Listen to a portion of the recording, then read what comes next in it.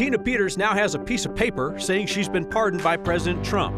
Good luck finding a legal expert who thinks it's anything more than a piece of paper. Bonkers, and it's all smoke and mirrors. Landlords are a part of Denver's strategy to end homelessness. A landlord who participated says that program is broken. As a landlord, we don't sign up to be the de facto case manager. The president threatens Colorado's first-in-the-nation attempt to crack down on AI discrimination. And we'll end the week, as we always do, spotlighting the good in the lives of our neighbors. Tonight, a project to help hold on to fading memories. On Next. Denver's ambitious plan to solve homelessness requires landlords being willing to accept people out of homeless shelters and place them into apartments. The city now acknowledges to our Mark Salinger it is not able to track everyone who is moving through that system. At an apartment building in Congress Park, the challenges of trying to solve homelessness collide. It made me very angry. Christina Eisenstein's family owns the 18-unit building. She says 6 of the apartments were occupied this fall by people who received housing vouchers from the state after moving out of city-run hotel homeless shelters. The property management company signed up and did not tell my mother-in-law, the owner, that they were doing that. She says complaints soon started coming in from other tenants. When people are awoken at 1 in the morning or 3 in the morning with fighting, screaming, shouting, then that affects everyone. Christina says the apartments were trashed. She fired the management company, hired off-duty officers to patrol, and eventually decided to pay some of the tenants on vouchers to move out. Multiple apartments just tested positive last week for meth contamination. You cannot house them in scattered sites like this. They need comprehensive wraparound services. The city of Denver has spent more than $200 million to move almost 8,000 people off the streets and into shelters through the mayor's All-In Mile High program. From there, more than 7,000 people have moved into housing. Once they leave the all-in sites, the shelters, does the city kind of wash their hands and say, well, it's not really our problem anymore? We don't wash our hands, but we can't supervise every single individual in the city who is trying to find a way to pay their rent and to get their act together. The organization that placed housing voucher tenants at this building is the Community Economic Defense Project. They tell us there are no work requirements or drug tests needed to get a housing voucher, but tenants are offered case management services and are encouraged to participate. They say they cannot mandate sobriety, monitor personal behavior, or enforce related laws. Eisenstein says that's on the landlord. As a landlord, we don't sign up to be the de facto case manager. I don't have a background in psychiatry or drug addiction treatment. It's not my expertise, and I never signed up for that. As we've seen more and more federal cuts to those kind of voucher programs, it means more and more people will have to survive out on their own with less case management. The city offers services. The rehousing organizations connect people and encourage them to participate. But when it comes to evicting people, making sure the apartments don't get trashed or that people don't do meth, that responsibility, whether they know it or not, falls on people like Christina. If they had some mental health support, drug addiction support, and someone truly overseeing them, maybe there's hope that they could improve. But putting somebody just unsupervised in an apartment doesn't do anything. The rehousing organization told me something else that I found interesting. They said they're responsible for supporting people after they exit homelessness, not supervising them, which of course brings us back to the problem that we're exploring here. When a landlord has a problem with a tenant that's made their way through the All-In Mile High program, it's not the city or the mayor or the nonprofit helping that's responsible, Kyle. We've learned tonight it's the landlord. So in terms of what the landlords get out of this, there's the satisfaction of helping people in trouble, there's the rent, and then there's additional compensation. They are, in theory, supposed to be compensated, or at least the management company was supposed to be compensated for bringing people like this in. But the landlord that you heard from there says that the amount that it's going to take to mitigate that meth, as well as rebuild those apartments, far outweighs anything that they were compensated. The city is trying to do a very, very hard thing that no American city has successfully done before, and appreciate you following it every step of the way, successes and failures. Mark Salinger, thank you.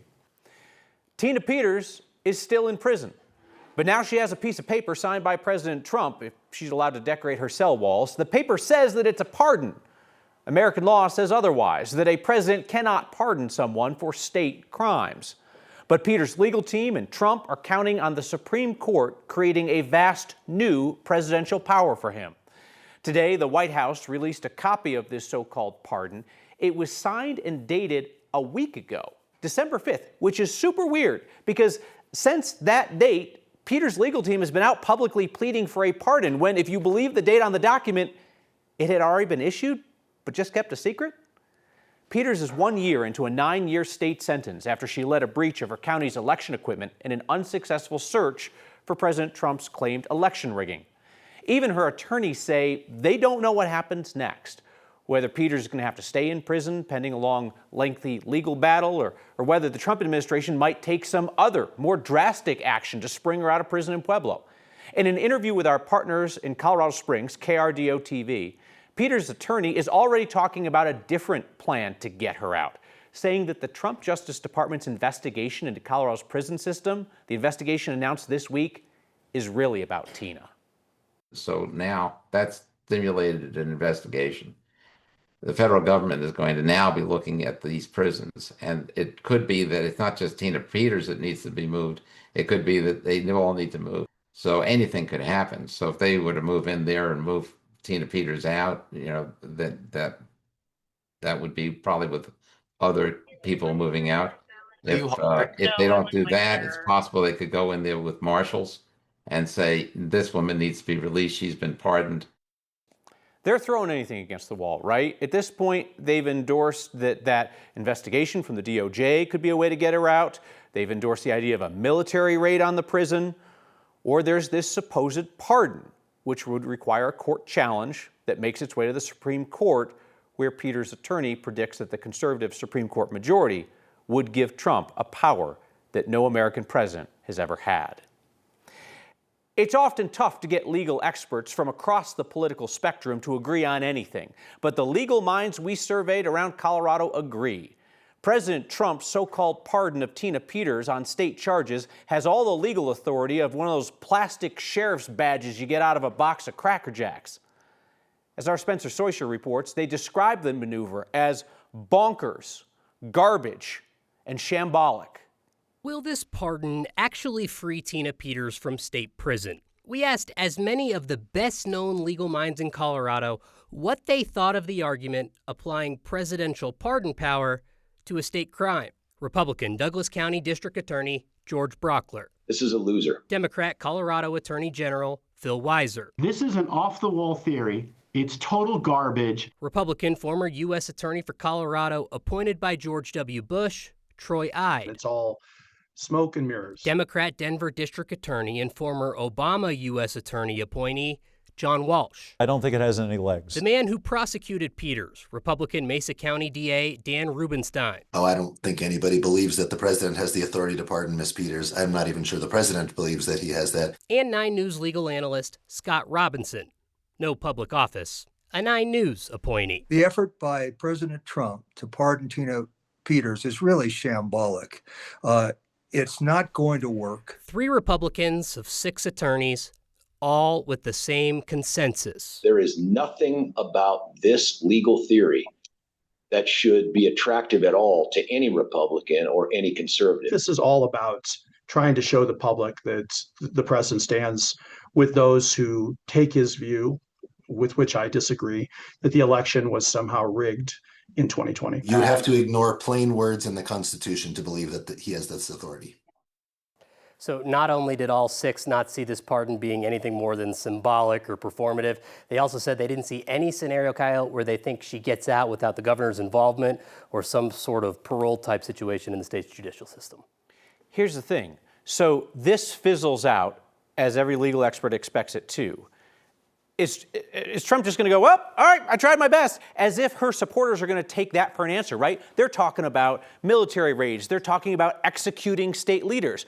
They're not going to be cool if it's just like, oh, okay, well, we did our best. It's like, what more can you do? And that's kind of the point of this. Like, you're not supposed to be able to do anything here. Like, but this he's is the trying state. this. Yeah, Yes. yeah. So I guess the question is there something else out there that is obviously illegal that the president would be willing to try after this? Spencer Soysher, thank you. The Colorado Democratic Party is trying to distance itself from threats to blacklist Democratic operatives who work on a progressive primary challenge to Senator John Hickenlooper. The state party says that warnings issued by the head of a state party campaign fund do not represent the party, which is supposed to stay neutral in primaries. As first reported by the Denver Post, campaign operatives for State Senator Julie Gonzalez's Senate campaign say that they were told that they would be blacklisted from future work if they dared to work on a challenge to Senator Hickenlooper. The Colorado Democratic Party told us that those threats were quote-unquote incorrect and that had been made clear internally by party leadership. The person alleged to have made the blackmail threat, Chris Rourke, is a former Hickenlooper staffer who leads the state Senate campaign fund. He told me that he apologizes and that what he said was intended as his personal opinion and that he regrets that private conversations were made public. I have no doubt that he does regret that. Across the country, progressive Senate candidates and campaigns have complained that establishment Democratic figures and institutions are playing dirty and issuing threats to keep them out of primaries. For the 6th straight year, you are helping to make Christmas happen for thousands of kids who live in public housing in Denver. Inflation has really put the hurt on those families' finances even more than usual this holiday season, but there is something that we can meaningfully do together for those children. This week's Word of Thanks microgiving campaign supports the holiday gift drive put on by the nonprofit Friends of Denver Housing Authority. Now, there's a time when their gift program was first come, first served based on the first parents to sign up to get their kid a gift. And then your generosity came along a couple years ago and it changed the whole thing. For years, you have covered the cost of a gift for every child in Denver's public housing. And in the last 3 days, you've done it again. So now, any extra donations that we can pour in will go to help an even wider group of kids in need across Denver. We're now on to trying to cover the costs of gifts for every kid in Denver's low-income housing tax credit program. It's a slightly larger group. If we're able to pull that off, and I think we will, then we're going to start covering the cost of a gift for each kid in dispersed Section 8 housing around the city. This is a big effort, and you've pulled it off 6 years in a row. You make the holidays happen for thousands of families who are really struggling. That is no small thing. Thank you for being a part of it. Scan the QR code on your screen or text the word THANKS to 303-871-1491. We'll send you the link to join me and a bunch of others in donating. And more than 6,000 of you have signed up to make a monthly donation to the Word of Thanks Fund. You put in your info one time, we don't bug you again. We don't send you mail, we don't send you emails. Your donation each month automatically split among all the nonprofits we feature. Donation amount of your choice. And that has added more than $30,000 to recent weekly campaigns. The Trump administration is threatening to punish states for cracking down on AI, and Colorado is at the top of his naughty list. He always disappeared and then he came back dressed as Santa.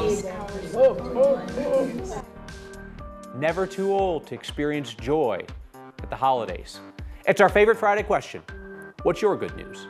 Next. Trump administration wants to stop states from regulating the AI industry on their own. He's threatening to yank federal funding from states like Colorado, ordering his team to challenge state AI regulations in court. Colorado's first-in-the-nation AI law is set to go into effect in February. It would make companies liable for discrimination by their AI products and require them to notify consumers when AI is used to make decisions like in employment or finance or healthcare. The law was passed last year, then delayed after Democratic Governor Jared Polis and some centrist Democrats expressed concern that AI companies would flee the state if the law goes into place. President Trump called out Colorado's law specifically yesterday, said that it might force AI tools to present false results simply to avoid the appearance of discrimination. He signed an executive order calling for a, quote, minimally burdensome national standard on AI. That executive order directs federal agencies to challenge some state AI laws in court and to withhold federal broadband funding from states that don't comply. Colorado is currently expecting $400 million in federal funds to expand broadband around the state. Meteorologist Chris Bianchi, it was another beautiful sunset. I appreciate that you do not use that hokey phrase, Broncos sunset, just because it's orange and blue, because by that measure, our pitch black night is a Raiders night, and our blue and yellow sunrises are Chargers mornings. So no, it's just a good-looking sunset is all it is. Yeah, but Kyle, yes. We've had them all week long heading into... Oh, don't start this with me. No, it's not a Broncos sunset. It's a nice sunset. This would be more of a nugget sunset, right? Yeah, okay. All right, I like that pivot. I'll take that. Forget about the Chargers. They don't have any fans anyway. So let's take a look at this nugget sunset from earlier on where we saw this about an hour or so ago. Look at that. Isn't that fantastic? We've had this all week long. There's actually a reason for it. These are mountain wave clouds. Anytime it's kind of windy, that pushes the air up and over the mountains, creates these clouds, and with the low sun angle this time of year, it creates the refraction that you're seeing here. Beautiful. We saw that earlier on today. Holly sending in this one from Longmont. Now, north and east of us, it's really cold. Here in Denver, it is not really cold. It's about 60 degrees for us. Tonight, we drop back to 38, but we get a little bit of a blip of some of that colder air off to our north and east. That'll cool us down just a little bit for tomorrow. Mostly sunny skies, still a little breezy and mild. And for that Broncos game on Sunday, maybe there'll be a Broncos sunset around 5:30 after they win against the Packers. It'll be in the low to mid-60s Monday and Tuesday, and it'll stay on the warm side through most of next week. Coloradans trying to hold on to fading memories have a chance to remember the magic of Christmas past and preserve some of those memories for years to come. That's next. Some older Coloradans sat side by side with younger Coloradans today to preserve their holiday memories before those recollections fade. We headed to a memory care center in Littleton to ask our favorite question of the week. What's your good news? We're having a really fun morning. We have the EPIC vocational school here working with the residents doing a Christmas journal of memories. Christmas memories. Who's the first to wake up usually? My good news is coming here and being able to make a difference and seeing all the people's smiles, making everybody happy and warming my heart. They love sharing information about themselves and memories and their family. We were talking about World War II. You know, the mind wanders. What do you want to tell yourself? Be nice, don't be naughty. I'm happy to be here and alive, meeting new people all the time. It's nice. I miss my family. I miss my husband. He's been gone years, but he left us a lot of memories, so that's good. Yesterday was my birthday. Yesterday was your birthday? Yes. Oh, happy birthday. Thank you. My good news is that my husband is due here any minute now.